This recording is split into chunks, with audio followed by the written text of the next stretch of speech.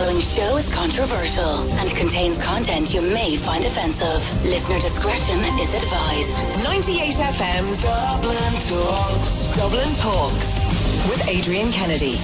Good morning. It is Thursday morning, September 20th, 2018. How are you this morning? All nice and calm now, isn't it? The calm after the storm. In fact, in a couple of minutes, I want to talk to you if you were affected by the storm. We had no electricity all night. Lovely. Nice and romantic in our house. Were you affected by the storm? I think it was worse than Storm Ophelia, certainly here in Dublin, than Storm Ophelia last year. Let me know how you were affected. Any trees down in your garden or on your road? Text or WhatsApp 0877 98 98 98. I'll deal with that in a couple of minutes. What else have we got coming up on the programme? Oh yeah, do you hate your first name? You'd be surprised how many of us actually do. When I was a young fella, I hated my name. Absolutely hated it. What did my parents think of calling me Adrian? But then I kind of got to like it. Well, I don't have much choice, really, do I? Oh, yeah, and I want to talk to you about... did you see the video that went viral? We had it up on our Facebook page. In fact, it's still there at facebook.com/Adrian K and Jeremy D. And this is the video of a horse pulling a trailer with the shell of a Jeep on the top of it. Now, lots of people thought this was hilarious. I'm going to be speaking to an animal rights activist who's absolutely livid over this. And we'll find out your opinion on it a little bit later on. And Ronaldo sent off last night during the football match and he bawled his eyes out. He was in bits. He was inconsolable. But it raises the whole debate about men crying. People just rip the piss out of Ronaldo for crying. And we're going to be asking, why is it not okay for men to shed a tear? Okay, we'll deal with that later on. All that and much more between now and midday today. Live from Dublin City Centre, this is 98 FM's Dublin Talks. I'm Adrian Kennedy, and this man here, direct from 98 FM's port, is Mr. Darren Cleary. And Darren, I wanted to talk to you about something I was reading earlier on. I want to find out, is this even ever going to happen, okay? The FAI is set to join the English, Irish, Welsh and Scottish FAs in conducting a feasibility review into a joint potential bid to host the 2030 FIFA World Cup. It's a good news story, Adrian. It's a very good news story, and it mightn't be as far-fetched as you would believe when you just hear Ireland want to host the World Cup. We had a failed Rugby World Cup bid recently, which many people, that will maybe colour their thoughts, and they would believe that because we failed to host the Rugby World Cup, which is a decidedly smaller event in scale than the Football World Cup, what hope do we have? This is a very different bid. The expansion of the World Cup, Adrian, as you know, it's going to 48 teams.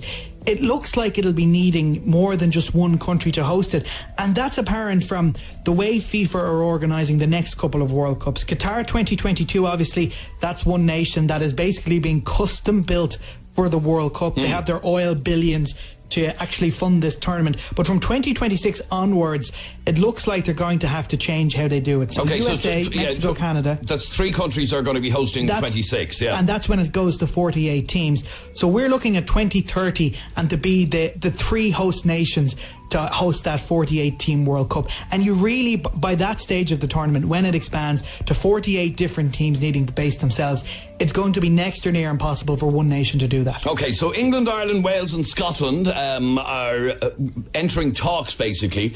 Realistically, is it a possibility that we could have some major World Cup games played here in Dublin? It genuinely is, and I'll tell you why I believe it, because the Aviva Stadium will actually host games at Euro 2020. We're going to have 3 group matches here and a last 16 tie being staged in Lansdowne Road. Now that's going to be a huge advantage to us because it gives us experience of hosting a major tournament. The Europa League final, obviously the secondary competition in European football, we actually staged that in 2011. And believe it or not, we have grounds in Dublin that fulfil the minimum requirements to host a World Cup final. So FIFA's minimum requirements, Adrian, just around stadiums. There's lots of other stuff around accommodation, transport and hosting. But stadiums we look at, all the stadiums must have a capacity of at least 40,000 for hosting semi-finals. That's Aviva Stadium. That can host semi-finals. 80,000 is needed for the opening ceremony and the final. That's Croke Park. So genuinely we do. Now you look at these stadiums elsewhere around what's being called this home nations bid, which I'm not a big fan of describing Ireland as among the home nations. No, indeed. But that's what it's going to be called anyway. Croke Park, 82,000. We've got Lansdowne Road, 51,000. The Millennium Stadium in Cardiff, 74,000. Hampden Park in Scotland, 51,000. And England, Wembley, that'll likely be where any potential World Cup final, when they sit down to have a chat about this, England will probably spearhead this, and it'll be the 90,000 seats at Wembley, which will be kind of muted as the place for the World Cup final. Okay, when are we likely to hear more developments on it? When is this, like they're entering discussions? Yeah, we're entering a feasibility study, which they will consult a number of groups to find out whether or not it's even worth our while compiling a bid. Adrian, it's hugely expensive to even look into doing this. You're going to need experts who are used to hosting tournaments to look at this. But I do believe that exploring the possibility of a three-nation World Cup, it's very, very interesting. I mean, there are already teams and countries that have put their hats in the race already. Argentina, Paraguay, Uruguay, they've started campaigning for a joint bid. Tunisia are also showing an interest in a joint North African bid. They're looking at partnering up with Algeria and Morocco. But believe it or not, John Delaney has positioned himself as a very, very strong candidate among some of the top brass in world football. He's a very high position in UEFA. He is very well respected in the game. I think the fact that he is leading this and the fact that he played a big part in getting us games at Euro 2020, we've got 3 group games for the European Championships in a couple of years' time, and we've a last 16 tie. I think his experience in being able to do the politicking and to be able to the charm offensive and convince people that Ireland is a place that can pull off these major events, I think that will really stand to us. All right, well, we'll watch this space with interest. Now, we are talking about 12 years away, but anyway, Darren, thank you very much indeed. So there you go. There is a potential for us to host the World Cup in 2020 along with England, Wales and Scotland, which would be very, very interesting. Now, Storm Alley yesterday. It didn't last very long, but my God, it was vicious when it actually did hit. And I know loads of people are complaining that Met Éireann didn't issue a red weather alert rather than an orange one, which is the next level down. I don't know whether they should be in trouble for that or not. When you think that wind is so unpredictable, how in God's name were they to know? Now, they did warn about gusts of 130 kilometres an hour and all that, but still, I can't understand how people are lashing Met Éireann for not issuing a red weather alert, because had they issued a red weather alert, the city would have shut down yesterday. And I know it was bad in parts, but it wasn't bad enough to shut the whole city down yesterday, was it? Or maybe you think it was. I'd love to hear from you if you were or are still being affected by Storm Alley. Text or WhatsApp 0877 98 98 98. Text or WhatsApp 0877 98 98 98. I know where I live, and I live in North County Dublin. We were without power all day yesterday. I went to bed in the dark. And, well, it's actually back about 4 o'clock this morning. But we were without power for all of yesterday. So I was forced to have to go to my local to have a bite to eat. I wasn't complaining now, I have to say. But if you were affected by the weather, I'd love to hear from you. Text or WhatsApp 0877 98 98 98. I know where we live, there were definitely a lot more trees came down than ever did during Storm Ophelia last year. It was far worse. Every little laneway around our house was blocked with a tree having fallen. It really was very, very bad. If you were affected by it, we'd love to hear from you on 6797981. Now, as you will know, the Lewis has been badly affected. The Green Line Lewis in particular has been badly affected by the storm yesterday. I'm joined on the line by Dervla Brophy from Transdev, the company that operates the Lewis, to find out what is the latest situation. And Dervla, tell me firstly, what happened yesterday? Well, what happened yesterday was a very interesting day. There were trees blowing at the height of Storm Alley in the area in Dublin of Beechwood Ranelagh, and one of those trees basically hit against the overhead power line and snapped the overhead power line. The overhead power line then was coming down towards the platform, and it got caught, the pantograph of the tram, which is the cable on the roof of the tram that connects the tram to the overhead power line. Well, the overhead power line got caught in that cable. So quite a significant amount of damage was done to the overhead power lines, which is why it's taking the system so long to be restored to a full service. Okay, so it was quite significant damage, and the tram was in motion at the time, is that right? The tram was in motion at the time, and thankfully neither the driver nor the passengers, nobody was hurt. But yes, the tram was in motion, and as I said, the overhead power line got tangled up in the pantograph, and the tram then came to a stop around the Charlemont area, just shy of the Charlemont stop, and there were 9 other trams affected as well at this time. Okay, so there's been no service on a section of the line this morning, which has obviously had a knock-on effect with traffic on the south side this morning. When do you expect to see service resumed? Well, currently the service is actually operating Bridesglen and as far as Cowper, and then if you're in the city, it's Dawson Street out as far as Cabra, out to Broombridge stop. The service that you're talking about that's not in operation is Cowper to Dawson, a very busy section of line. Now, we've been saying all morning long, essentially, to people, get out of Ballally, get out of Dundrum stop and take a bus, therefore, into the city centre, because Dublin Bus have increased the number of buses on offer. And now, when will the service be resumed? We're going to meet with the maintenance teams at 1:45 today, and they are going to be in a position to, hopefully, to tell us when they think that we'll have a full green line restored. Are we likely to see it restored today?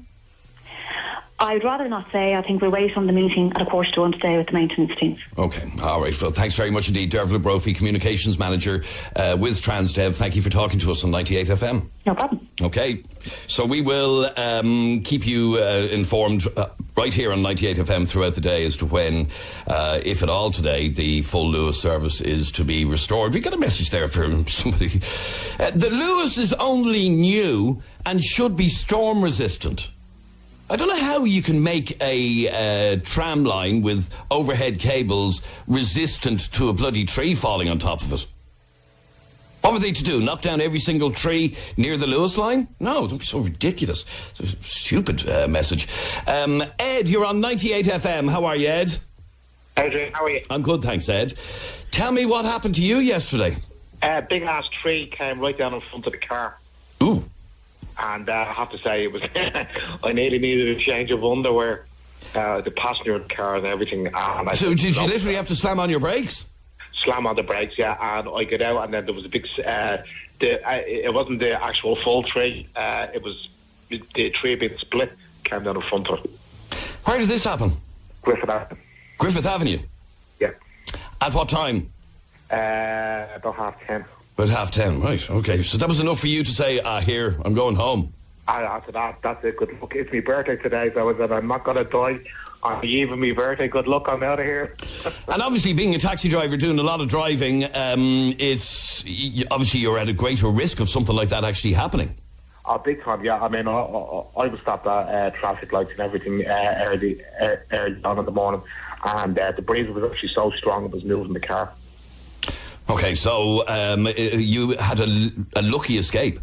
A very, very close shave yesterday, and I said, you know what, good luck, I'm out of here. And then I just went home, and I was watching Twitter all day, and it was some of the weather reports coming through were just mental stuff.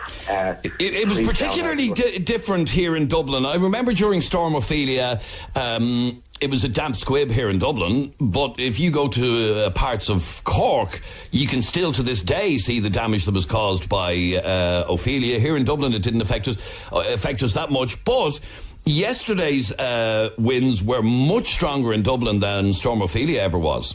Well, I mean, to give you an idea, look, I mean, my car would probably weigh at least a ton, and it was so strong, it was actually moving my car when the car was stationary. Oh, right, and okay. I was on the M50 then earlier on yesterday morning, and quite literally the car was being blown from side to side. Now, we were in the office here yesterday, obviously, so we could see a few leaves blowing around. We weren't really affected by it, and it was only when I got home yesterday afternoon that I realised, oh my God, when I saw all the trees down, every single laneway around our house had a tree down. all impassable, and none of that happened during Ophelia. Yeah, I mean, I'm just coming up Morehampton Road there, and the amount of branches of trees and everything I'm seeing along the side of the road is just phenomenal. I came up from UCD there. I just dropped my son out to college there this morning, and I mean, all along the road there's branches of trees after being torn off from yesterday.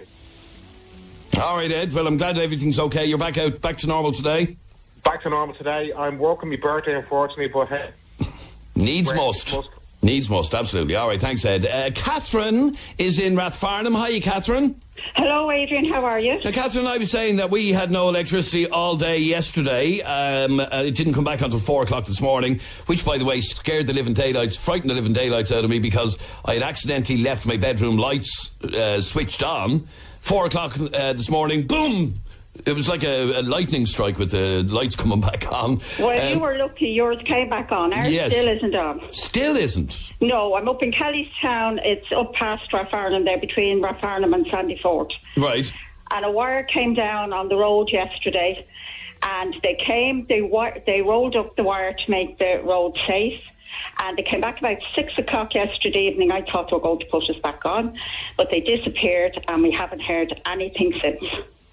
The one thing I wasn't able to understand about our power cut was yesterday, from the time I got home from work, it had come on for 5 minutes and then go back off again and then come back on again. I don't understand how that actually happens. Maybe somebody can explain that to me, because I would have thought if they connect back the wires together and the electricity comes on, then it's fixed. But then they disconnect them again. I'd love to, and this happened all evening. It was so frustrating, because I had a bit of work to do. Electricity came back on, grand. So I switched on my computer, trying to do my work, bang, gone again. And I just don't understand how that. So did yours come on and off? No, it just at about, about 7 o'clock, a real dim light came on and went off. And I said, this is great now, it's going to come back on. But it didn't. No, it did not. And I still have none. Okay, and so it's horrible. Do you know what I mean? No, still none. And it's horrible, because you don't know. They won't let you know whether it's coming on or what time it be on it. It's absolutely dreadful, and especially the older people, Adrian. Do you know what I mean? Going around, if they fell or anything, it's horrible. All right, but I hope your power is restored soon. Do you mind having no electricity? I know it's... I don't like having no electricity. No, I guess I don't know what it is. I'm afraid I don't like it, because with candles burning and all, you have to make sure they're out, and if you fall, that's my one thing. You know, it's horrible. It's absolutely horrible. So had you candles lighting? I had candles lighting, yeah, but there's not great light from candles, Adrian. No, there isn't really. No, there isn't. No, there's not really.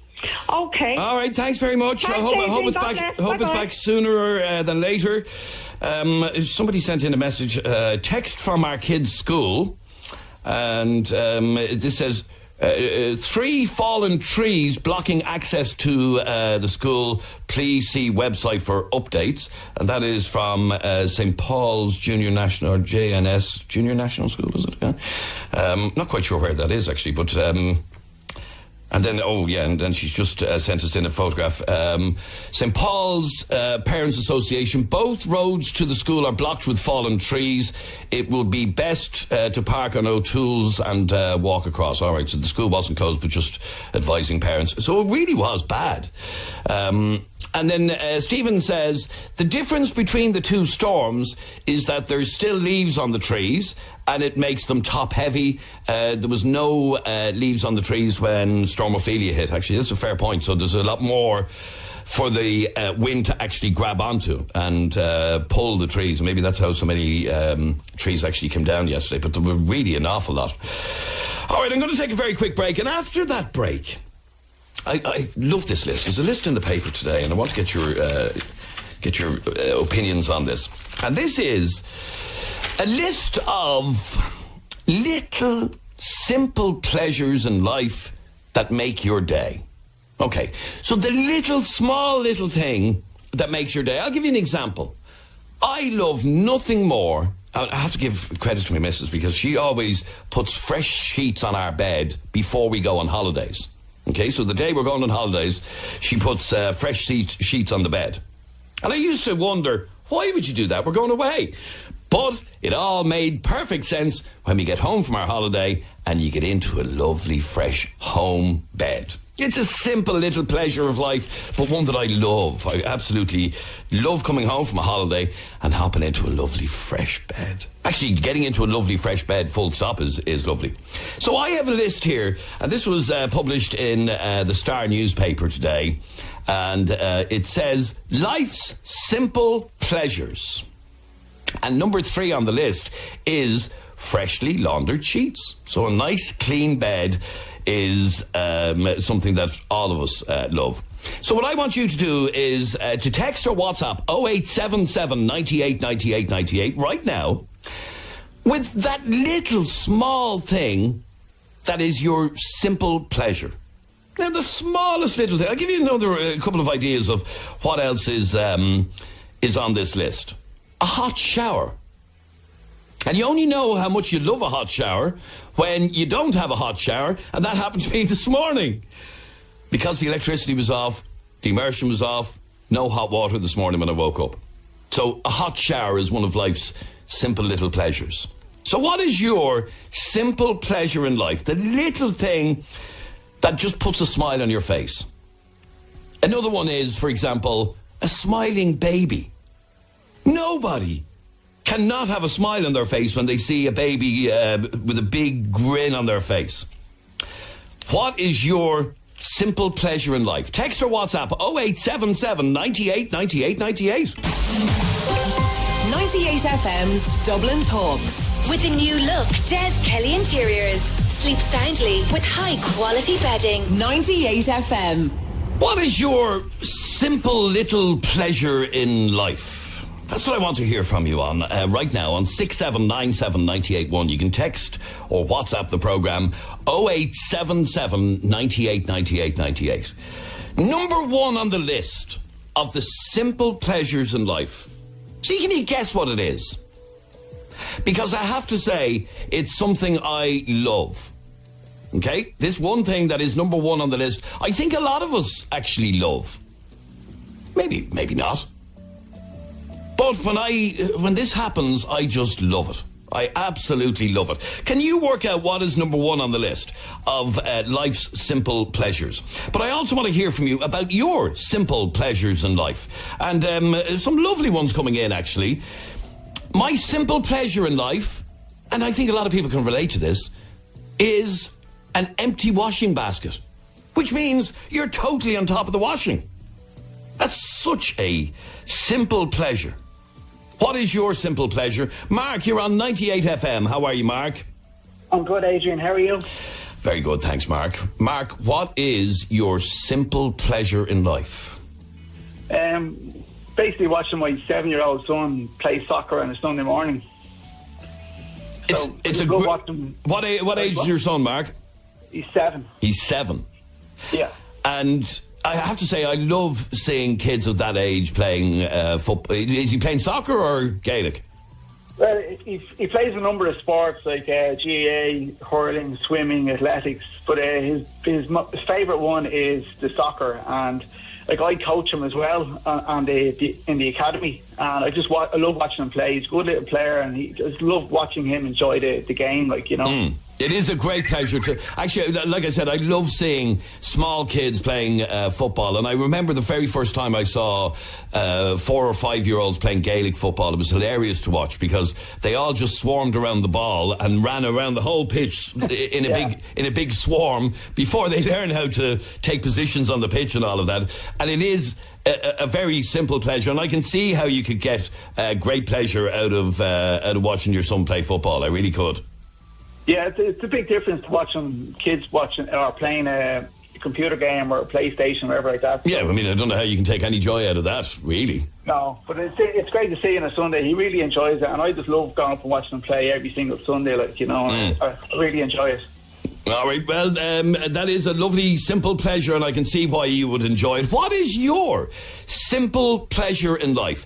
In the Star newspaper today, is a top 40 list, actually, a list of life's simple pleasures. So let me give you one that I love. And when it does happen to me, I love it happening to me. And that is you're driving into work. Now, I don't drive in every day, but I drive in some days. But you're driving into work and you get green lights all the way. It's such a simple pleasure. Because the exact opposite of it is getting red lights at every bloody junction on your way into work, which is really, really frustrating. But catching the green lights all the way, and it must be something to do with the sequencing of the lights or whatever, is such a simple little pleasure. It really, really is. What is your simple little pleasure? Let me read out another one. My simple pleasure in life is waking up in a panic thinking you're late for work, then realising that you actually have the day off and you fall back into the bed. That's a lovely, simple pleasure, David.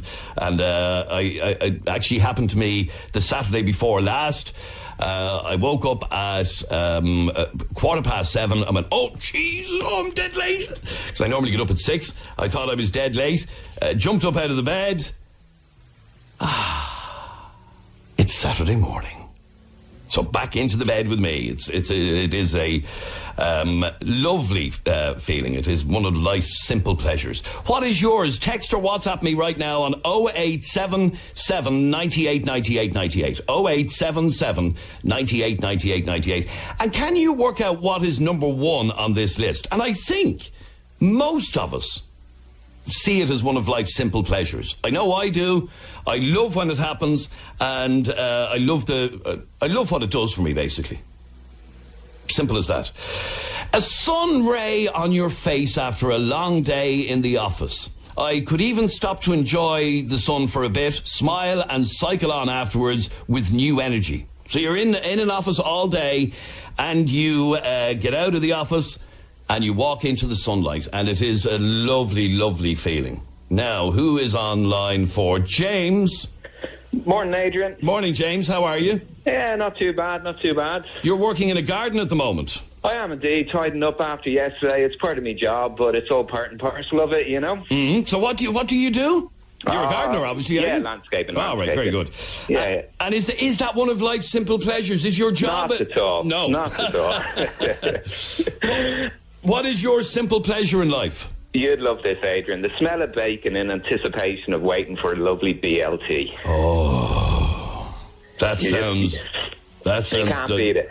Can't beat it. No, my little treat, and I've mentioned this before, my little treat on a Saturday, is the only time I do it, is to have a big fry-up. And I go to a place near our house on a Saturday morning for a Saturday morning fry-up, and just walking in the door of the place. The smell. Oh... Yes, that's it. That's a guilty pleasure. That's and such a simple pleasure as well, absolutely. But it's not number one on the list, believe it or not. Okay. I wouldn't be... I'd say you might like having this happen to you. Well, I'll listen and wait to find out. I'll tell you what it is in just a second. Jay, you're on 98 FM. How are you, Jay? Not too bad. Jay, what is your simple pleasure in life? Payday. It has to be everybody's, doesn't it? It does. That lovely feeling when you go onto your banking app and you see, my wages has arrived. And then you know you can actually spend some money again. Are you one of these? How often do you get paid, Jay? Every week. Every week, okay. I used to get paid Monday, and it was horrible. Sorry, say that again? It used to be monthly. It used to be a Monday? Monthly. Oh, monthly. Month. And now it's weekly. Do you prefer getting paid weekly? Yeah. Yeah, because we get paid monthly. I don't think I've ever gotten paid weekly. Well, years ago maybe. But were you never able to get used to it? Oh, it was horrible. Never had money. So by the end of the month you were smashed? Yeah. So weekly pay is much better for you? It is, yeah. All right, well, payday, I think, is a day everybody can relate to as being a simple pleasure in life, just knowing you have a few bob in your pocket again. Yeah. Right. And also getting the leg over it as well.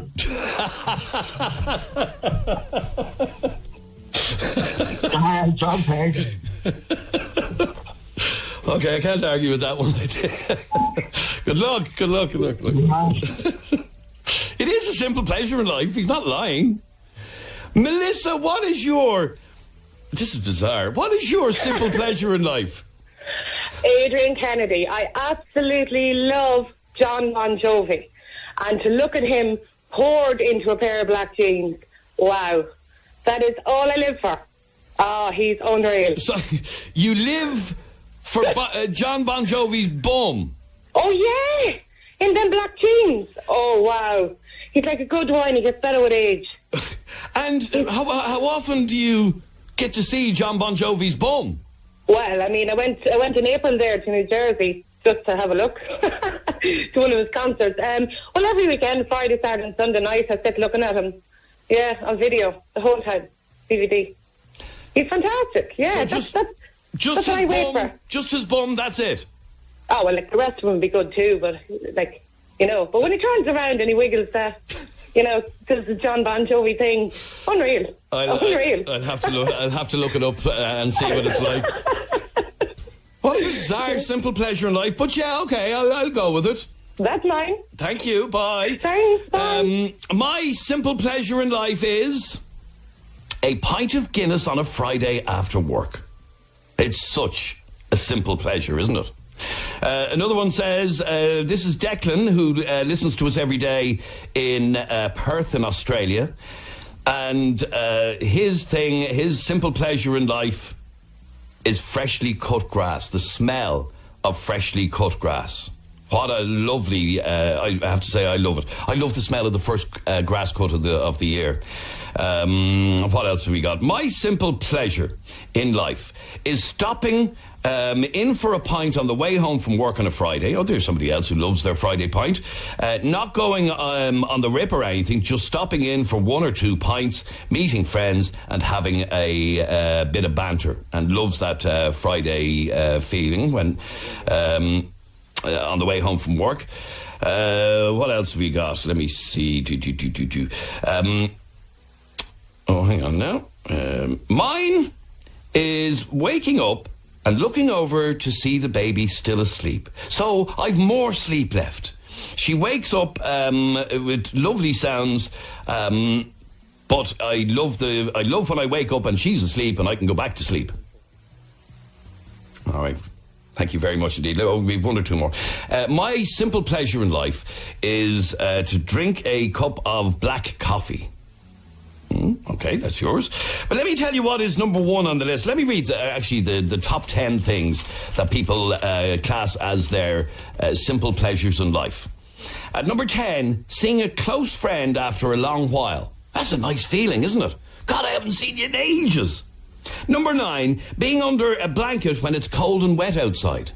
There is nothing nicer, especially on a day where you don't have to go anywhere. You see the lashings of rain outside and you can stay under your sheets. Oh, it's lovely. Yeah, it really is.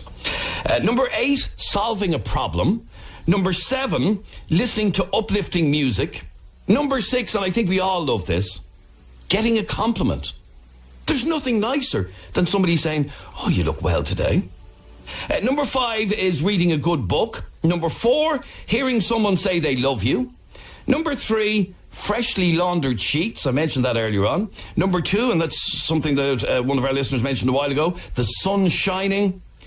And the number one thing that we love as a simple pleasure in life, and I have to say it is for me, getting a hug. It's so simple. Oh, it's just such a lovely feeling getting a hug, isn't it? Anyway, there you go. That is the number 1 thing on the list of things that people like as their simple pleasures in life. Now, if you're afraid of heights, could you abseil off the roof of Croke Park? I would have thought no. I even look up at the roof of Croke Park and get the heebie-jeebies. In just a second, I'm going to be talking to a man who is terrified of heights, but he's going to abseil off the roof of Croke Park. Find out what that's about in just a second. 98 FM's Dublin Talks. With the new look, Des Kelly Interiors. Helping you choose the perfect carpet. 98 FM. One of our listeners has been in touch with us to highlight something that he is doing for charity, and I have to say, a braver man than me, and that is Martin. Martin joins me on the line. Martin, welcome. Oh, sorry, he's gone, actually. Sorry, lads, I've just realised his phone has dropped. Sorry, if you can get that back, please. Anyway, Martin is terrified of heights, but he is planning to do the Croke Park abseil next Monday, even though he's terrified. Now, I'm not terrified of heights, but I wouldn't be a big fan of them. I did an abseil myself a couple of years ago at Ballymun, and one of the towers before was taken down. And I have to say, it was nerve-wracking. It was absolutely terrifying, to be quite honest with you. I just walked down the wall and just kept staring straight in front of me. But I did it, and it's kind of a sense of achievement. But he... sorry, we can't get Martin on the line now for some reason. Anyway, Martin is terrified of heights, is planning to do the Croke Park abseil this weekend, even though he's terrified. He's doing it to raise money for the charity 1 in 4. He says that as the time gets closer to the abseil, he's becoming more and more nervous. Now, I don't blame him. I would be myself, to be quite honest with you. He told us only today that the thoughts of being over 100 foot high is scaring me. And as I said, the bizarre thing is Martin is from Ballymun and was always afraid to go up the towers. So he's actually doing a fundraiser for the 1 in 4 charity this coming Monday. And unfortunately, for some bizarre reason, I can't connect to him. I can't get him on the phone. So we'll try and get him on maybe later on or tomorrow. So, Martin, we are trying to get in contact with you, but we can't. So, sorry about that. Okay, now, next on the programme, yesterday, several videos went viral across the internet that showed a horse being ridden around Ballyfermot, through housing estates, up main roads, around busy roundabouts by 2 men. Now, nothing new there. Only this time, the horse was pulling a trailer that was carrying the shell of a Jeep. Now, many of you will have seen this video. It's gone viral. But the video caused a lot of mixed reaction online, with many people saying things like, what's the big deal? Sure, the horse is well able to do something like that. And 2, that is a disgrace. The horse should be taken from its owners. Let's just have a little listen to some of the audio from that video yesterday. And yeah, you'll get the idea. So this is a fella driving along, passenger in a car, and he's videoing the whole thing. What the f***? Yup the lads. Just another day in Ballia.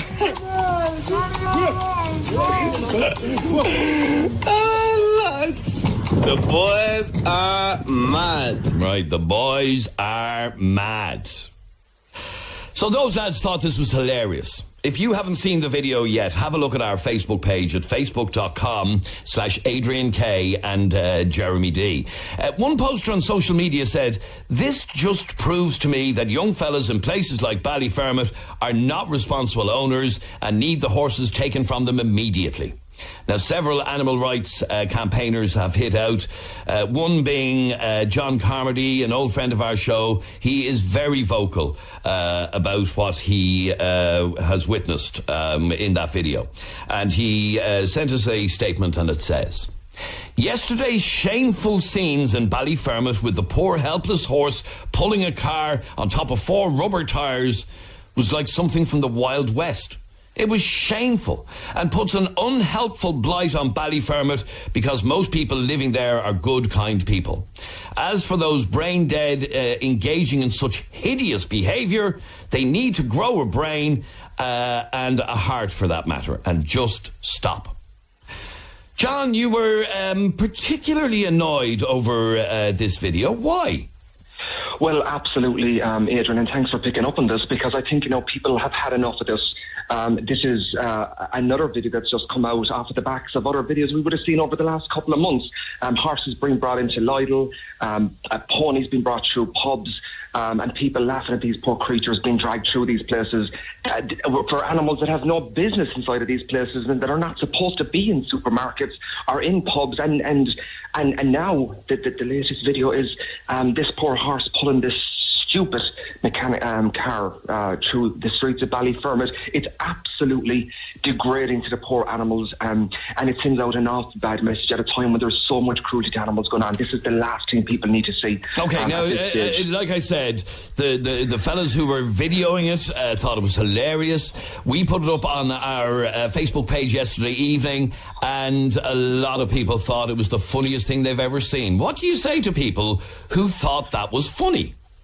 This has gone beyond a joke at this stage, to be honest, Adrian, because it's sending out a very, very bad message to young, impressionable kids who would see stuff like this. And what it's saying is that you can, if you want, if you're bored or if you've got nothing better to do, which it seems to be the case with these people that have been doing this with the horse yesterday, that you can go off and do these stupid things. It's sending out a very bad message, and what it's also it's degrading the people of Ballyfermot, who are a lot of good people. I know there'll be a lot of supporters from Ballyfermot who are kind and compassionate people, but the last thing this area needs is something like this going viral. Okay, like I said, some of the comments on the page were, you stop overreacting. The horse is well able to pull that weight along behind it. No, you wouldn't see this in the 1800s when they didn't even have cars back then, but they had brains back then. But what you're seeing now is just youths that, to be quite frank with you, let's call it spade a spade here, Adrian, they have nothing else better to be doing. It sounds cliche, but it's absolutely true. And as a result, then they found something stupid and cruel to do to this poor creature. It's now gone viral, and I hope to God that, people will see this for really what it is. It's not at all funny. It's not at all entertaining. And it's really reversing years of hard work by animal rights campaigners who are going into schools in the Dublin area to try to speak with young kids and teenagers and impressionable youths to be kinder and more respectful towards animals. And then we see these dumbass videos that are coming out. Okay, only last week on this programme we spoke about horses having fallen into the canal and having to be rescued from the canal. Obviously, the whole horse thing is a big issue. But the argument from a lot of people was that this horse wasn't being harmed in any way. No, and the very same youths that have engaged in yesterday's act are the very ones to say that they love their animals. If we were to kick off about, the fact that there's a lot of homeless horses lying around Dublin, you'll always have these youths coming on your shows and saying that they really care about these animals, that they were brought up with these animals and that they love these animals. But that's absolute bull of the highest order. They really don't give two hoots about these animals, Adrian. And it's sending out a very, very serious message for sure. What would you like to see done? To the best of my knowledge, the Gardaí never stopped them. The Gardaí certainly didn't arrest them. That they were just allowed to toddle around Cherry Orchard and Ballyfermot with people just getting a laugh out of it. What would you like to see being done to those lads? I think really and truly they should be banned from keeping any sorts of animals, because it's clear they can't look after themselves, let alone looking after these poor animals.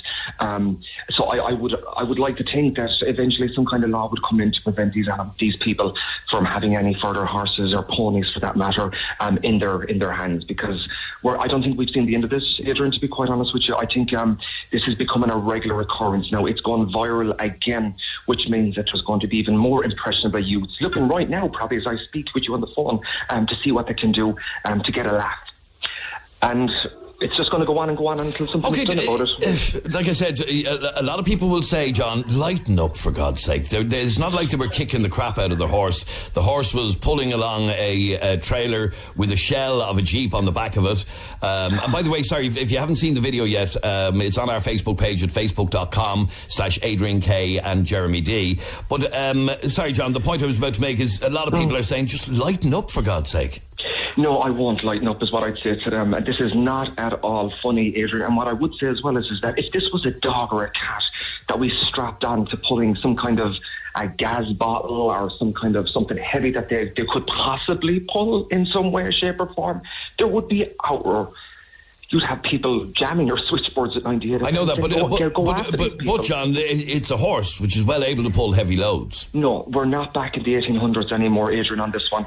We're not. And surely enough, these creatures deserve something better than being, degraded by pulling, this like a van or a car, half a bloody stupid car through the streets of Ballyfermot in 2018. This doesn't make sense nor meaning. All right, going on. Stay there for 1 second, John. 6797 981 is our telephone number. You can text or WhatsApp 0877 98 98 98. Now, if you haven't seen this video yet, it is on our Facebook page right now at facebook.com/Adrian K and Jeremy D. And what you will see there is a couple of lads with a horse pulling a trailer, but on the back of the trailer is a shell of an old Jeep, and the lads are sitting inside the Jeep. Okay, that's the best way to describe it. But then people around the area, as they were trotting around, thought this was hilarious. What the Yup, the lads. Just another day in Ballia. Oh, lads. The boys are mad. Okay, so that was in the Cherry Orchard and Ballyfermot area, and a lot of people thinking this was hilarious, one of the funniest things they ever saw. Others thinking it's disgraceful. Colette, I'm going to talk to you straight after the break, but you believe that this is complete animal abuse. It is. God help the poor little horse pulling that big car around and everybody in it. It's not funny. Okay, stay there for 1 second. I'd like to hear from you on this. If you actually thought it was funny, if you're one of the people who commented on our Facebook page thinking it was hilarious, call us right now on 6797 981. Text or WhatsApp 0877 98 98 98. Live and exclusive to Dublin's 98 FM, Monday through Friday between 10 and midday. This is Adrian Kennedy. You're with 98 FM's Dublin Talks. And Aisling is here with Thursday's top headlines. Thanks, Adrian. Good morning. The new Bus Connect scheme is facing further backlash. The NTA said that the new plans will better infrastructure and bus lanes and improve fares and ticketing. But bus users say that it won't benefit them. Thousands of homes and businesses across Dublin are still without power after Storm Ali, with ESB crews working to restore power. Lewis operators say they will give an update at lunchtime about the Green Line services. It's after overhead power lines were significantly damaged yesterday. Gardaí say their efforts will continue to bring an end to organised crime in the capital. 7 premises were searched yesterday morning in an operation targeting criminality and organised crime. A number of encrypted devices were also seized. And the Waterboys have announced 3 Irish gigs this year. The band will take to the stage at Vicar Street on the 3rd and 4th of September. Now you're up to date on 98. 98 FM's Dublin Talks with Adrian Kennedy. Thursday morning, good morning. How are you today? Is everything good with you? I hope so. I'm Adrian Kennedy, and between now and midday today, this is 98 FM's Dublin Talks. We're in the middle of a conversation all to do with a video that went viral yesterday, and it's kind of split opinion on the video, with some people thinking it's one of the funniest things they've ever seen, and others saying, no, this is downright animal cruelty. John Carmody is an animal rights activist who is horrified to see this video. If you haven't seen the video, it's on our Facebook page at facebook.com/Adrian K and Jeremy D. But allow me to describe the video. It's fairly straightforward. It's not that long.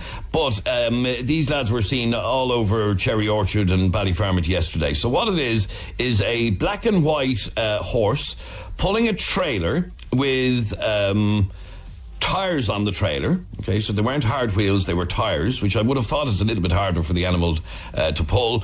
But on the top of that trailer is a shell of an old Jeep. And inside that Jeep are the lads being pulled along. And everybody thinking it's hilarious. It's the funniest thing they've ever seen. Now, John, I have to just come back to you for 1 second and read a message to you. And in fact, we've had a number of messages like this, and this is just one of them. Guinnesses should be locked up for animal cruelty. They had horses pull millions of barrels of beer around the streets years ago. In other words, horses are well able for this. Adrian, no, and it's a pity we can't get these people on air. This is ridiculous because that happened at a time when we didn't have cars, we didn't have trucks, we didn't have jeeps. We just about had to rely on these animals. And even back then, we didn't have very much, and we certainly didn't have the cop on that we have today, which is that we know these animals are very sentient, living, feeling, thinking beings, that in 2018 we just don't need to do that. But also, Adrian, what I'd say on that one is, as well, is it's, quite hideous comments coming in from those that obviously see nothing wrong with this. But I think at this stage, there's nothing that animal advocates can do about this stupidity. We're never going to fix stupidity unless these people grow brains. Okay, so well, stay there for 1 second, because... If I can just say, Adrian, I really think that schools, any teacher is probably listening right now, they need to get animal advocates back into their classes ASAP to start... going over, what's after happening and why it's not on, why it's not cool to do something like this. All right, well, stay there for 1 second. Darren, you're on 98 FM. How are you, Darren? How's it going? Now, Darren, you just watched that video on our Facebook page. And what's your opinion on it? It's a proper heavy horse. It doesn't look like it was ill-treated or beaten down. Because as I said to the researcher there, you still have them pulling coal around the city. People, you still see them the outside with coal on it. I haven't seen a horse pulling coal for years. I've seen it, I've seen it. Well, even a few years ago, you see them with 10 ton of coal on the back of it, dragging up and down. In other words, back then. You don't think that this particular animal seemed stressed or... It didn't look stressed, no. I used to keep horses and, I wouldn't beat them or that, but they didn't look stressed or worn out or that, and that it was that big beaten to made to do it. But what do you say to that, John? That this animal didn't look stressed?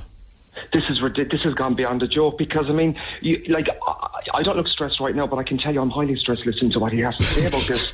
This is stupidity of the highest order, and at times I wish to God that we could get this man on the line right now and get him to pull a bloody cart naked, for God's sake, through the streets. But in fairness, John, he's not a horse. And I'm sure he wouldn't look stressed either. But he's not a horse. He's degrading, right?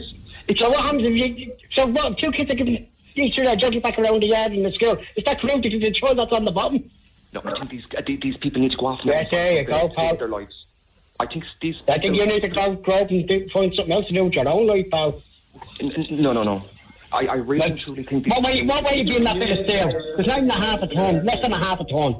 As Jeremy said, they used to pull tons upon tons and battles of bear around the city. And when was that? Yeah. When was that, tell me? What year was that? Well, was it last year? They're still on the telly, pal. So they're still making lads. It's not the Wild West, my friend. This is not the Wild West, and it's certainly not the 1800s for that matter. What you're seeing is it happened yesterday. You were still pulling them around the 1930s, so that's not the 1800s either, pal. It's a disgrace. But John, really what are you saying is that... The foot was at Christmas, that's only made every year. And they're pulling them, the trailers along then. They're made every year, they're made fresh. That trailer wasn't made in the 1800s, because there was no TVs back then. They couldn't have recorded that. So it's not clear for them to make that up. No, it's very cool what happened. Darren, John's argument is we've moved on, and we have. Well, I was saying they didn't make that ad. They didn't make that ad years ago. That ad was only made recently. Okay, as far as you're concerned, Darren, this is just a bit of a laugh, and people need. I wouldn't even say it's a bit of a laugh, but it didn't look like that the horse was being thrilled. Like, I didn't find it funny, to be honest, but. Well, it didn't look like the horse was stressed or that. Okay, I'm after being sent more videos that were filmed around the area yesterday, and it appeared that a lot of people who actually saw this stopped to video it, and another one... Southwest gales were strong. Oh, sorry, so there he is. Where is that? I'm trying to work out where that is, but anyway, there he is, trotting away with the thing on the back of the trailer. Colette, you're horrified by this, are you? Yeah, I'm just listening there. They're talking about walking horses, them big Shetland horses. Yeah.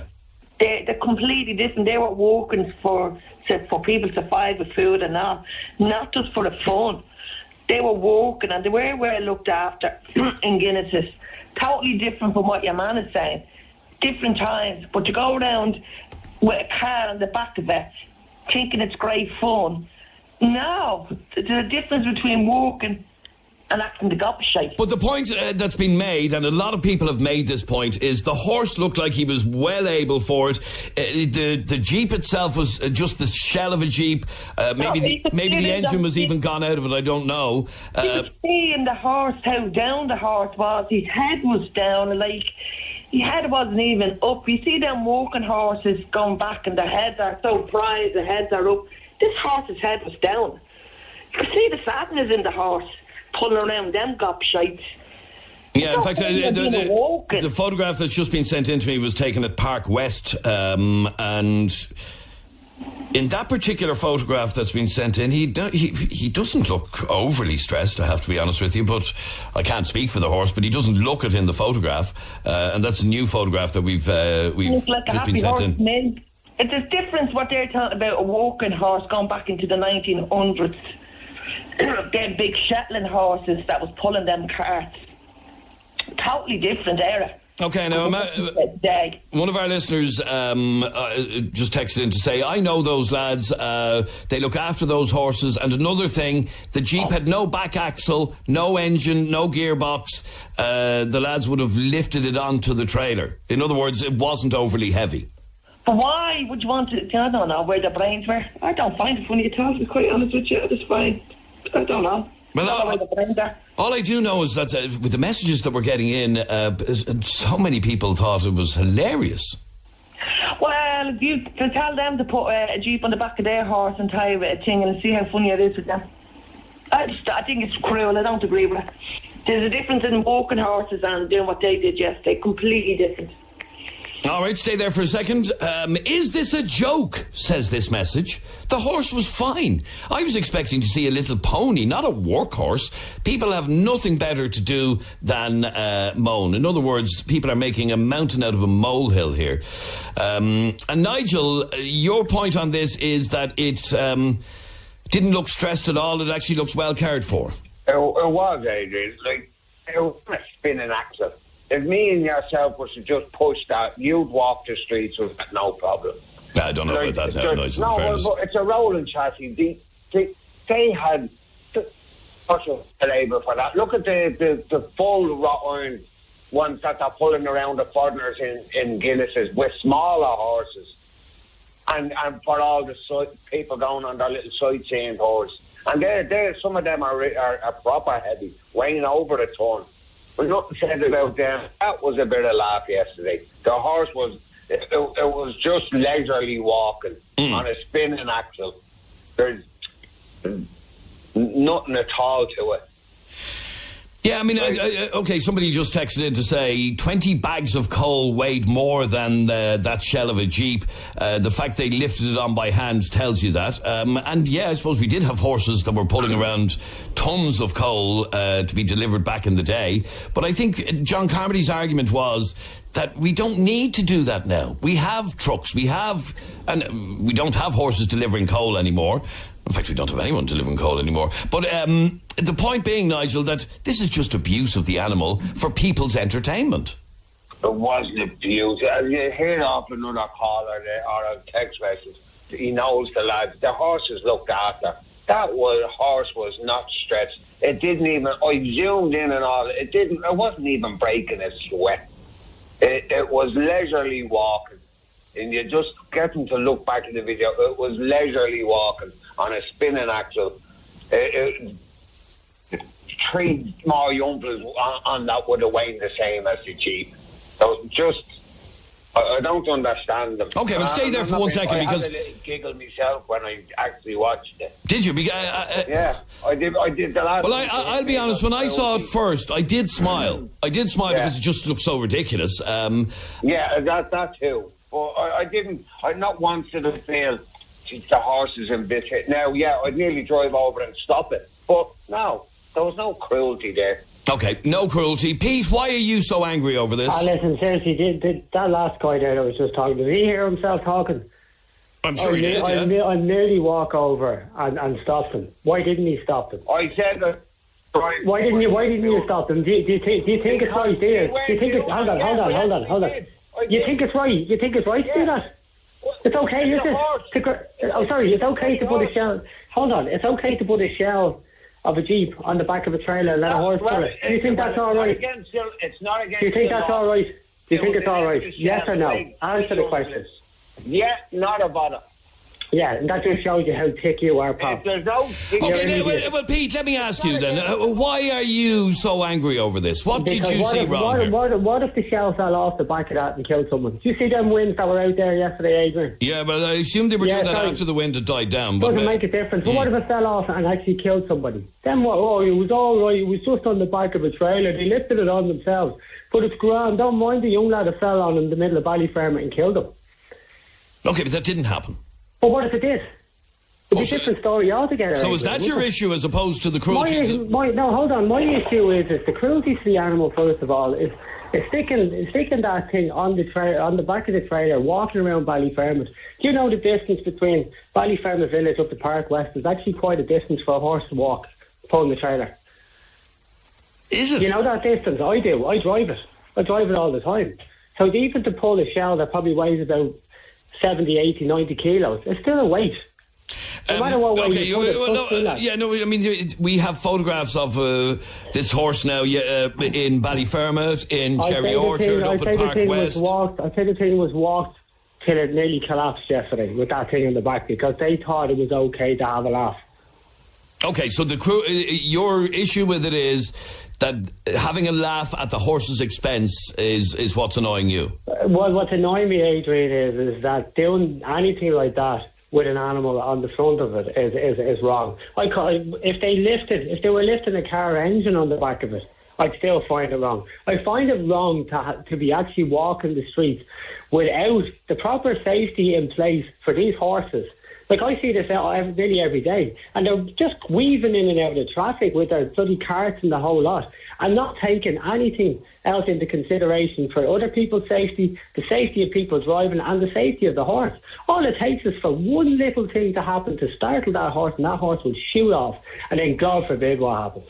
Okay, stay there for 1 second, Pete, because I want to just for once and for all find out people's opinions on this. If you haven't seen the video yet, go onto our Facebook page at facebook.com/Adrian K and Jeremy D. Okay, facebook.com/Adrian K and Jeremy D.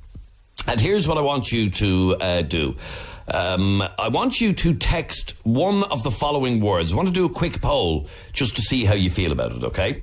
What I want you to do is text the word funny or the word cruel to 0877 98 98 98. Simple as that. Text the word funny or the word cruel to 0877 98 98 98. Do you think that video or what happened with this animal yesterday was funny or cruel? So all you have to do is text one of those words to me to 0877 98 98 98. Okay? 0877 98 98 98. Funny or cruel? Just text one of those words to me and I'll let you know how people feel about it in a second, okay? So just literally the word funny or cruel to 0877 98 98 98. Mick, you're on Dublin's 98 FM. How are you, Mick? How's it going, Adrian? Good, thanks, Mick. Mick, you know these lads? Oh, you know the lad in question, yeah. Okay. I know the lad in question. And what did you want to say about it? There was no attempt to injure the horse or anything like that. No, I don't think anyone said there was an attempt to injure the horse, but... Oh, but the way everybody's going on, you swear you were baiting the horse. Well, anyway, now, would you think about the shell of a car? If you take the gearbox out, you take the engine out, and you take off the back axle, there's absolutely no weight in that body. Yeah, I would think it's certainly a lot lighter with all that stuff taken out of it. Well, they didn't get a crane to put onto the back of it. It would have taken two or three lads just to lift onto it. Them lads collect scrap. That's the whole thing. Right. So intentionally, they would have taken it for scrap to bring it somewhere and get money for it. And they put it on the back of the trailer for the laugh, or...? No, it wouldn't be for the laugh. It was just to bring it to another destination. Ah, well, no, Mick, they travel all around the place now. They weren't going from A to B in a straight run. They were... Maybe not, but depending on where they were bringing, what scrap they were bringing, or whatever. But if you look back to the 80s, when horses were used, back in the days of the coal, each bag would weigh half a ton, probably more. And they'd have 50 bags on the back of that. Yeah, lots of people have, okay, but lots of people have said that, and that was the case. And yes, we did have horses pulling around 20, whatever, a ton of coal or whatever. But why do you think, Mick, these lads? You're saying they did it to deliver this scrap from A to B. Yeah, definitely. Okay. They weren't probably showing off in the process. That's what I was about to say. You know, there was a bit of showing off. Because they travelled. It was like the Pope's tour of Dublin. They were so widely seen. It was more entertaining than that, yeah. Well, maybe, yeah. But I've gotten photographs sent from Park West, from Ballyfermot, from Cherry Orchard, all over the place, and. Obviously, people stopped in amazement. Was like, "What the hell is this?" Obviously, you don't see it every day, but I think myself, honestly, in that the horses came to no harm. The horse came to absolutely no harm at all. It wasn't like it was carrying a car with full body, full tour, everything on the engine, gearbox, the whole lot. Okay, so people are completely overreacting, in your opinion. Well overreacting, stupidity. Okay, stay there for a second, because Eamon. What do you say to that, Eamon? People are completely overreacting here. Hey, Adrian. Yeah, I just think it's cruelty of the highest level. Like, people keep saying, like, they're concentrating on what the horse is actually carrying. But I think it's where the horse was. It was on a busy road. There was buses going by, cars, people on bikes, people shouting at it, and they're saying, "Oh, the horse didn't look stressed. The horse didn't look stressed." But did anyone actually go over and ask the horse if it was stressed? I cycle to work every day on my bike, in a bike lane on a busy road going up through Donnybrook. I don't look stressed, but I am on the road, you know. So how do people know that the horse wasn't stressed? The horse was, of course, stressed. You know, years ago they're saying then that, we had horses carrying coal, but we hadn't got as many cars on the road. A horse should be in a field.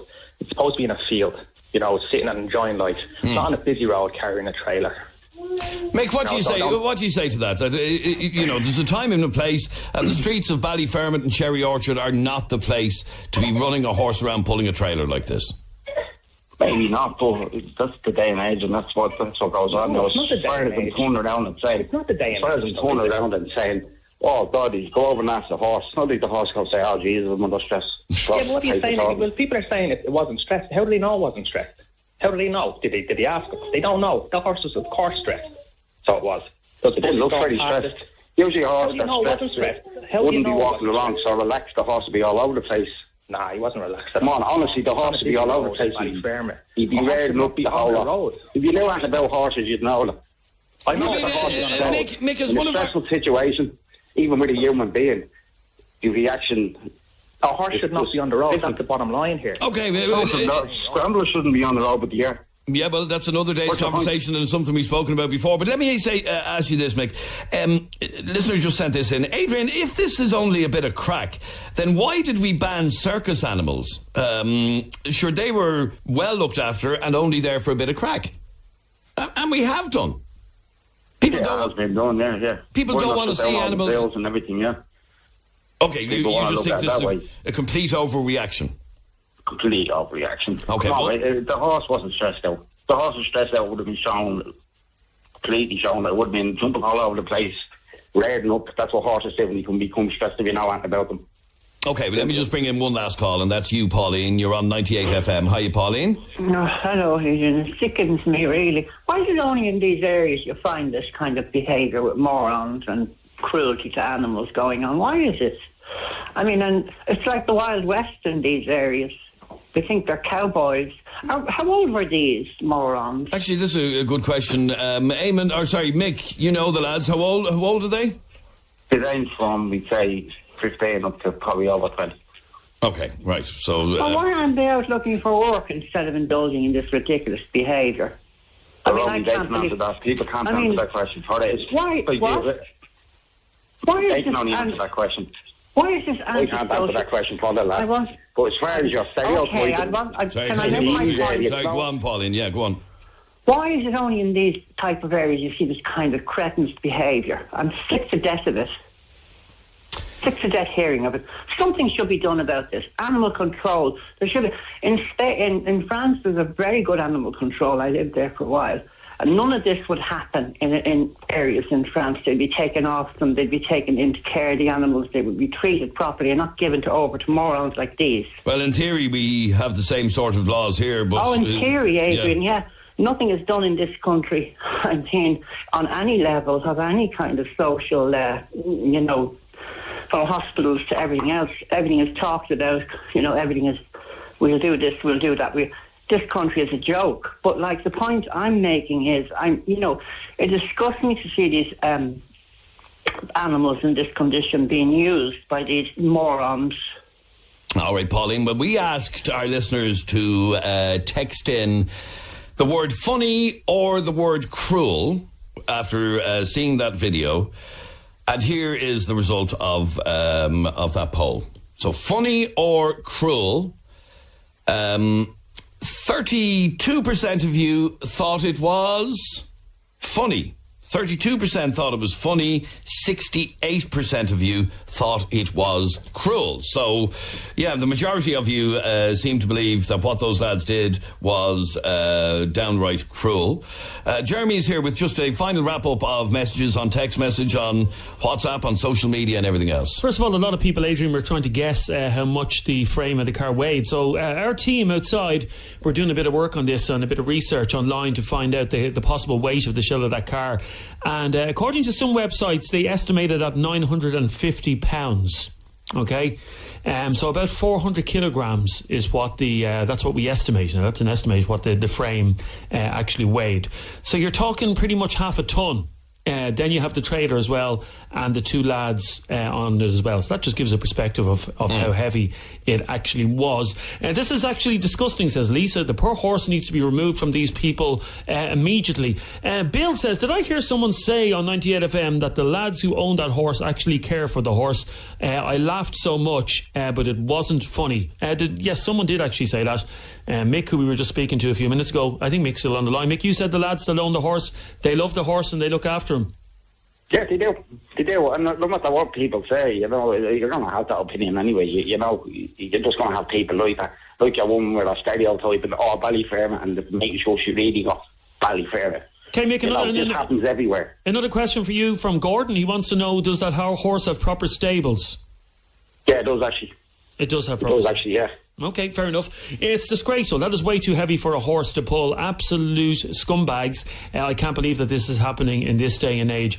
Lisa says, I was driving through Ballyfermot yesterday when this was happening. There were people stopping their cars in the middle of traffic to take Snapchat videos of the horse. It caused traffic mayhem for a very small road up by the shops. Of course, she's talking about that. That's the Ballyfermot road, isn't it? It goes by the shops there. It's a very narrow road, so I'd imagine it did cause a lot of traffic. Why are these people not being arrested, lads? Says Declan. It's absolutely shameful that this would happen. Why did they do it other than to look for attention? And finally, Michael says, if the lads on the horse weren't doing anything wrong, they wouldn't have covered their faces. That's a very good point, actually. Because you can't see their faces in any of the videos that we've seen. They are covering their faces. Yeah, all right. So why are they covering their faces? For exactly what you just said. All right, thanks very much indeed. This is 98 FM's Dublin Talks. I'm Adrian Kennedy. We're here until midday today.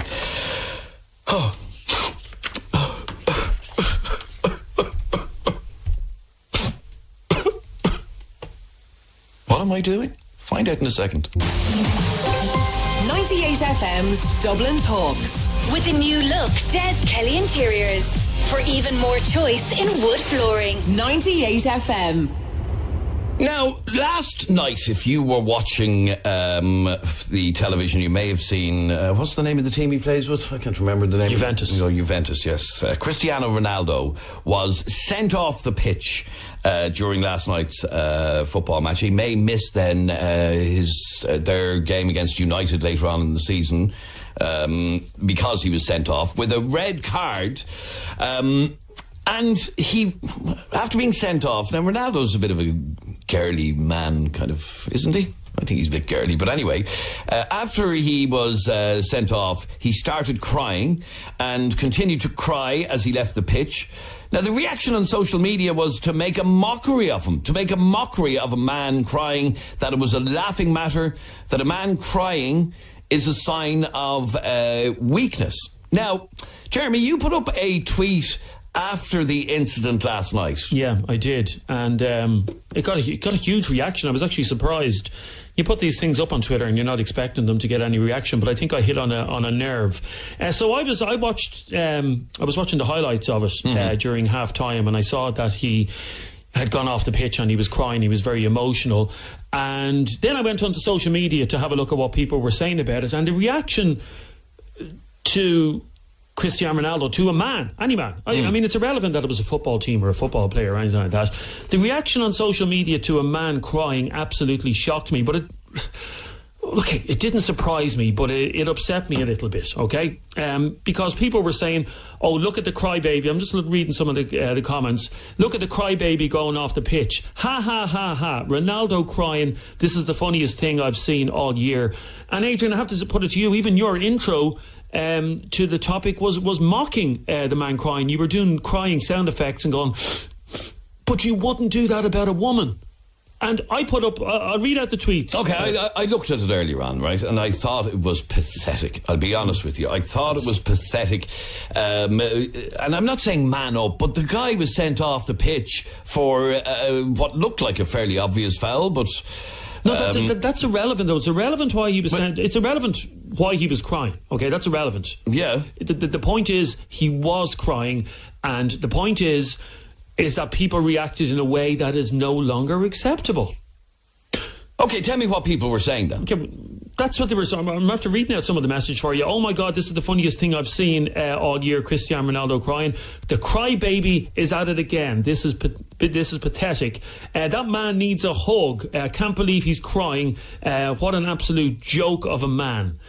So I put up the following tweets, Adrian, after seeing that. And you know me, I'm not a snowflake. I don't get offended by things like this, but I thought this was quite telling. And I said, people slagging off Ronaldo because he left the pitch in tears. This is part of the problem that we need to change, where a man crying is seen as pathetic, a laughing matter.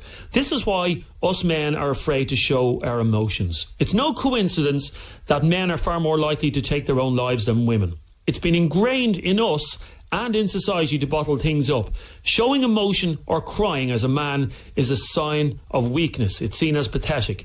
Society makes a laughing stock of men who are emotional, and this needs to change. Okay, I went on a bit of a rant. It could have been a bit shorter. You certainly did. Yeah, I did. But the point I was trying to make was, it is no coincidence that suicide among young men is higher than any other age bracket or any other gender. Okay, there's more young men taking their lives than any other demographic. Okay, and I firmly believe that the reason for this is because we are terrified to show our emotions because of the reaction of people like yourself, Nancy boy, sissy. I didn't say that. Okay, but you know what I mean. You know, girly girl. I just think being sent off a football pitch, bawling your eyes out, like, seriously. Okay, but if you were standing outside the cinema and you saw a man coming out of a sad movie crying, you would say the exact same thing. Oh, yeah, might do. Yeah. Yes, you would. Yeah. That is the problem. Okay, I'll tell you what I want to find out. I want men only, if you don't mind, just for this little bit, men only for a second, to text me or WhatsApp me on 0877 98 98 98. I want you to tell me the last time you cried and what it was over. Okay, nobody would judge a man bawling his eyes out at his mother's funeral, for example. Okay? That's not really what we're talking about. But other than something like a funeral, when was the last time you cried and what was it over? If it was over a movie, tell us. If it was over something else, tell us. Text or WhatsApp 0877 98 98 98. When was the last time you cried and what was it over? Because, like I said, I just found it... Okay, you see... Were you going to use the word pathetic there? Yeah, I was going to use the word pathetic. Well, no, you see a Gaelic football match, the lads get sent off. They'd be like a demon being sent off. You wouldn't be crying over it. But I've seen, in fact, after the last All-Ireland, the Dubs, when the Dubs won, I saw players on the opposing team. I saw them crying, sitting on the pitch crying after the match. So to say that it doesn't cross every type walk of life is wrong, Adrian. But a lot of men are afraid to show their emotions, and I think that because those men are keeping all these emotions inside, that we don't know what to do with the emotions, and that's what's leading down the dark path. And I'm not saying that you're less likely to take your own life if you cry every day, okay? But I'm saying, why can men not be allowed to cry? If a woman cried in this office today, Adrian, in this building, there would be nothing said about it. Okay. Well, people would say, I hope she's okay. They would go over and they'd say, I hope she's... And we've had women cry in our office. And generally what happens when a woman cries in our office, and God only knows what it's about, someone will go over and they'll put their arm around her and say, Jesus, are you okay? Is everything okay? If a man were to cry... In fact, I don't think actually, I can tell you I haven't. In all the times I've worked in the radio business, I've never seen a man cry in the office, ever. Yeah. I find it impossible to cry myself. And last year, I had, as you know, Adrian, I had a reason to cry. I didn't even cry last year during something very tragic that happened in my life. And I don't know why I didn't, but I think it's because it would have been a sign of a weakness that is ingrained in me. Joanne, if you see a man crying, do you see it as a sign of weakness? No, definitely don't see it as a sign of weakness, Adrian. I think everyone deals with their situations the way they deal with their situations. No one knows what happened to Ronaldo maybe before he even went on the pitch. He was probably having a bad day, and getting sent off was the tip of the iceberg, and he just thought, fuck, got in for cussing, but this is just the tip of the iceberg for my day, and now I'm not going to be able to play the next match, and he just got really emotionally upset about it. All right, sorry, Joanne, the noise on your phone line is awful. Okay, so you wouldn't judge him, you wouldn't think, what a pathetic loser for bawling his eyes out being sent off a football pitch? No, I don't. Actually, to be quite honest, I probably nearly recommend them, or say, well, do you know what I mean? If this sets the standard for all men now, this is something that people are going to talk about now, because he is who he is. No, but the problem is, Joe. The problem is, Joanne. Yes, we are talking about it, but the problem is that any man who sees Cristiano Ronaldo crying now and feels that it's okay to do it will see the reaction that was had on social media and go, the man is now being ridiculed. I admire the man for crying in front of millions and millions of people. Totally. You admire him? Sorry, you admire him for crying? Absolutely. Really? Yes. Yeah, I would have to agree, Adrian, because it's about time that be quite honest, whatever anyone does in the world, someone is going to criticise you, whether you're a celebrity, whether you're a normal Joe Soap. It gets ridiculous to the point where you can't walk out your front door without someone saying, oh, you came out your front door the wrong way. Joanne, when my son was born a few years ago, it was a very emotional experience, as it is for everybody. And I was standing there wiping my wife's face at the time as she was giving birth. And as the baby came out, you're so... I don't know, have you a baby yourself, Joanne? I have 5 kids. Yeah, so you know more than anybody else what it's like. Adrian, you know what it's like. You become... Your emotions just take over. And and I've never told the story before, actually. I held back my tears in front of my wife when my son was born. I held back my tears, and I'm actually getting emotional talking about it now, because I didn't cry when my son was born, and I should have cried. And you know the reason I didn't cry in front of my wife? Why? Because I felt that at that time she needed me to be strong there, and to be a man. She needed me to be a man. She didn't need me to be a blubbering mess. Oh Jesus, my son is born. This is so emotional. I needed to be the man that time, Joanne, and I needed to step up and say, "It's okay, honey. The baby is here now." But is it not a case, though, and Joanne, let me ask you this. Generally speaking, aren't women more emotional than men? In general speaking, yes. Yes. Women are more emotional than men. Okay, so therefore... I would have to agree with Jeremy in the sense of, when our first son was born, my husband didn't cry. And I thought, because when we kind of had complications, where he came out and he wasn't breathing.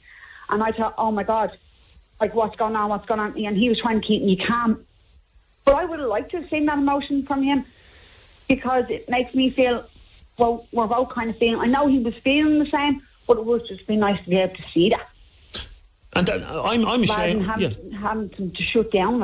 I would nearly be embarrassed that, oh my God, he feels now he can't be the way he wants to feel because of the way I'm feeling. But that's the way I was on the birth of my child, that I felt I need to be the man, I need to man up here, and I have to show that I'm a man in front of my wife. And to my shame, I didn't cry.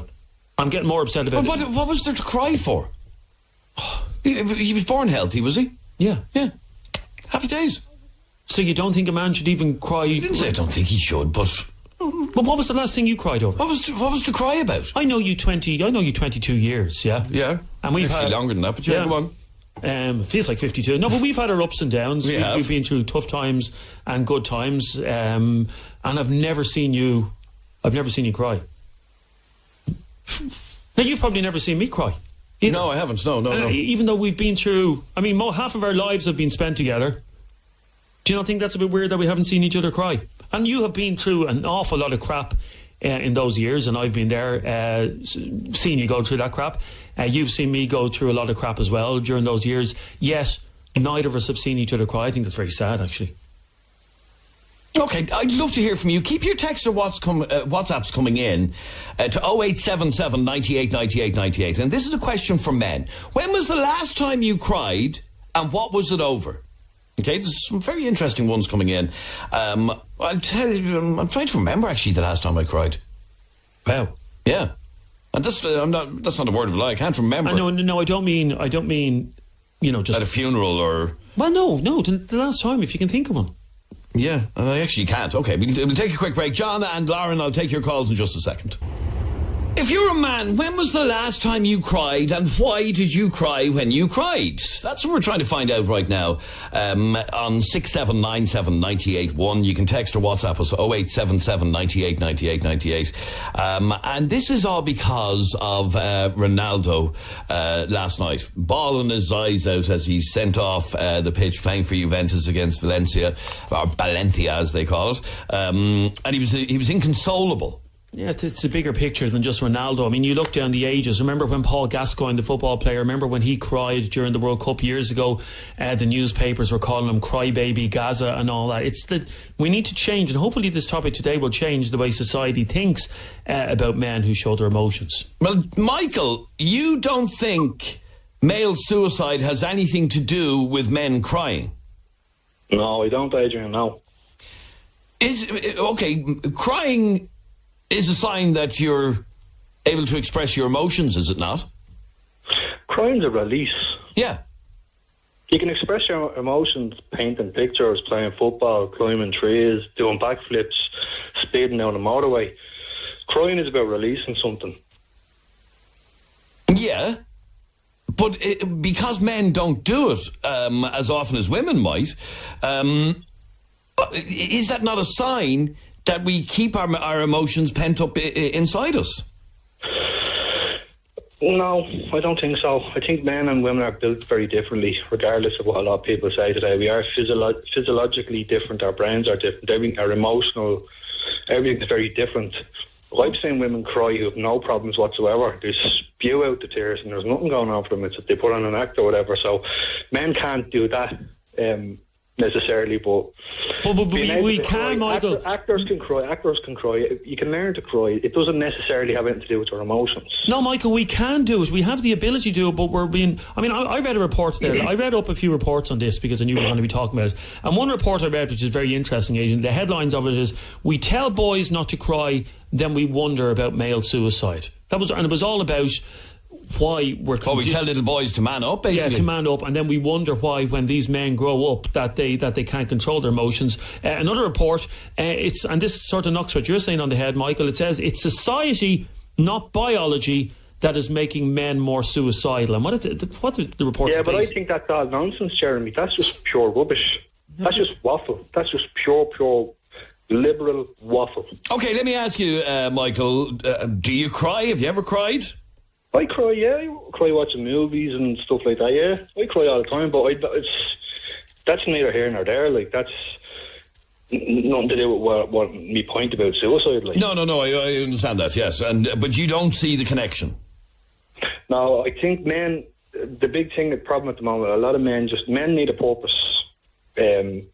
Whereas women are more emotional. Like, women can chat to each other and they get benefits from crying, and they get benefits from sharing their problems with their female friends and all that kind of thing. Whereas sometimes that does work for men, but most of the time men don't.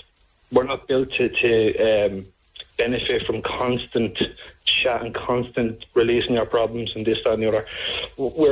I know there's a lot of different type of men out there, but in the majority, or in general, men are kind of like we need a purpose. We need to be doing something. We need to feel valued more than anything else. And when those needs are being met, then you're less likely to commit suicide or whatever. Okay, Michael, you were saying that it was all waffle and this stuff about it. Let me read out another report. And this is from an expert, okay, who did research on mental health and said, why men need to learn how to cry. New research has found that 80% of men repress their feelings of anxiety and sadness rather than externalising their emotions, i.e. crying.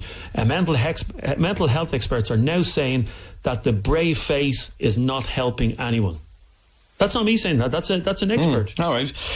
We just got this WhatsApp message in, and it says, I only cried like a baby last night when I saw my idol cry like a baby after getting sent off in a football game, which means he could miss playing his old club, Manchester United, from Brian. So Brian was very upset at seeing Ronaldo very upset. Yeah, no, I'm not suggesting that had Brian not cried last night that he's going to be suicidal today, okay? That's not what I'm suggesting at all. That's ridiculous. But what I'm saying is it all adds to it, does it not? It's not good to store up your emotions. Jennifer, you're on 98 FM. Hiya, Jennifer. Hi, how are you? Now, it says on my screen here that you actually find men crying to be an attractive trait. Yeah, I think it's nice because man could be a little bit more vulnerable around you. Because men, they do portray this tough man, me hard, me make fire, me front, like that kind of thing. So I think if a man was emotional around me, it makes me show that they're being vulnerable and they're being kind of showing their emotions to me, if that makes sense. Like, I think they're being good. I mean, I got engaged myself at the moment, and I work at a petition, and I hear women day in, day out. And the one thing every bride to be says to me is, oh, I love her walking down now, and he got really emotional and started crying, or got a tear in his eye, because like, that's the stuff these sex you want to have. Yeah, you see, I just wonder, I got married last Christmas, and if I'd have been bawling my eyes out during the ceremony, I know my missus would have turned around and said, but you get a grip of yourself. And she would have. Has she ever seen you cry? She has, yeah. Okay, and how did she take to it? It was in different circumstances. No, but she's seen you cry. Yes, she has, yeah. Did she tell you to man up? No, she didn't, no. But I know if I'd have been bawling my eyes out on our wedding day, she'd have told me to get a grip of myself. I don't mean hysterically can't stop breathing, like you're sitting there like hyperventilating. I mean literally just the tears to the eye. Oh my God, this woman was absolutely amazing. I'm going to marry her. This is the happiest moment of my life. Like that kind of emotion is nice. Or like the girl said earlier, if a child's being born, there's no need to be a man and not be like, I can't cry because I can't show emotion. You want to sit there and be like, we're crying because this is the happiest moment we've ever had together. We brought this baby into the world. You don't want to be like, just because you're a man doesn't mean you can't cry. It's just, I don't understand that mentality. But it's almost accepted for a woman. I mean, Jennifer, I DJ as Adrian does at the weekends, and there's not a weekend that doesn't go by that a woman cries at one of my gigs. There was a girl a couple of weeks ago. This is a true story, Jennifer. A girl at one of my gigs a couple of weeks ago in the nightclub, and she was crying halfway through the night because there was another girl in front of her wearing the exact same dress that she was wearing. And really? Yeah, and she got upset about it. And it was interesting to watch it as a social experiment because as she looked over and saw the other girl wearing the same clothes as her, and she got upset about it and then started crying. Now, drink was probably a mitigating factor as well. Yeah, but her friends originally, or straight away, they rallied around her and put their arms around her and said, it's okay, everything's going to be okay. If that was a man... No, I'm not saying men should cry if they go to a nightclub and I'm wearing the same shirt as you, Adrian. I'm not saying that. But it's different the way men... If I start crying to Adrian now... But some women will cry over the drop of a hat. Women are definitely, me and my sister, for example, I cried every single movie. You put a movie on, if it's happy, if I'm sad, if I'm frustrated, I will sit there and cry. And even when my fiance is like, why are you crying? It's a happy ending. I'm like, it's not so happy, it's such a happy movie. He's like, you have lost your mind. My sister will never cry in a movie, ever. She just hasn't got that. She's emotional. And is it that she's as cold as stone, or... No, like she'll cry for another reason, like if anything else bad happened, or, if her a funeral or a wedding, she might shed tears. But she wouldn't get anywhere as emotional as me. So all right, stay there for a second. Let me go to Dave. You're on 98 FM. How are you, Dave? Hi, folks. Dave, you don't have an issue with men crying per se, but you thought Ronaldo was ridiculous. How would he ever grow up? Yeah. He got a red card because he did something wrong, and then when he got sent off, he cried. If you were to discipline a child and they did that, you give out to him. For God's sake, he acted like a baba. Poor little Ronaldo, the poor little man-child. He didn't get his way, so he had a little post for himself. Would you stop? I know, but is it not a sign, and this is the argument, that people shouldn't be ridiculing him for crying? He was upset at being sent off. They shouldn't ridicule him. No, they should ridicule him for acting the gobshite. Like, did he pull, I didn't watch the match because I'd rather watch paint dry than watch football. But did he pull someone's hair? Is that why he gets sent off? Yes. He pulled right. No, so what you're I saying think he is is appealing it, but that's not right. That's a side issue. Jeremy, one second. Let me put this in context, right? He pulled someone's hair like a 5-year-old child. He got sent off, and because he got sent off, because he messed up, because he made the decision to pull someone's hair, he cried about it. Do you not think that is just ridiculous? I have to say, I watched the whole thing and I thought it was pathetic. I thought a professional soccer player, he's been playing all his life, he gets sent off. Okay, big whoop-de-doo. Okay, he might feel he was wronged by being sent off. That's what the appeal process is for. Blah blah blah blah blah. Get over it. Okay, supposing he cried because he lost the World Cup final. That's slightly different. No, it's not. But then we're just picking and choosing what men should be able to cry at. That's wrong. So people get sent off matches every week. I know, but you can't pick and choose what a man is going to be emotional about. Okay, one final call. Fiona, you're on 98 FM. Hi, Fiona. Hiya. Hi, Fiona. What did you want to say? Well, just my text was more to do with the fact that men don't seem to have an outlet for emotion. They don't seem to be allowed to do that, and the ramifications of that later on or in an instant are final. Sometimes for some people. You see, it's interesting because if a woman is having a crisis in her life, for example, she can sit down with another female friend and she can bawl her eyes out, and that's perfectly okay, right? Yeah. But I have been through difficult times in my life, and I would have met with a male friend, confided in him about what was going on, but never shed a tear telling the tale. Yeah, but some men don't even have the male friend to lean on. Some men are that close. No, I do have male friends that lean on the male friend. Yeah, I do have male friends. No, what I'm saying is, in my experience, some men don't even have the male friend. Yes. That then they can go and vent to, and then what happens? But Adrian, why didn't you want to emotionally dump on these friends? I did emotionally dump, but I didn't shed a tear while I was doing it. Why, you were afraid you'd be judged? I don't think my mate would have had the ability to deal with me crying, quite honestly. I just got a text my wife, who happens to be listening, and she says, I haven't seen you cry once since the day I met you. Oh. Right. I think I need to... All joking aside, I think all of us men, we need to work on our emotions, don't we? Yes, I agree. Oh, you do agree? On that one I do, yeah. All right. You're with 98 FM's Dublin Talks. That's it from us for today. We're back with you again tomorrow morning, 10 a.m. Barry Dunn is on the way in just a moment. And in the next hour, he's got some great music lined up, like these.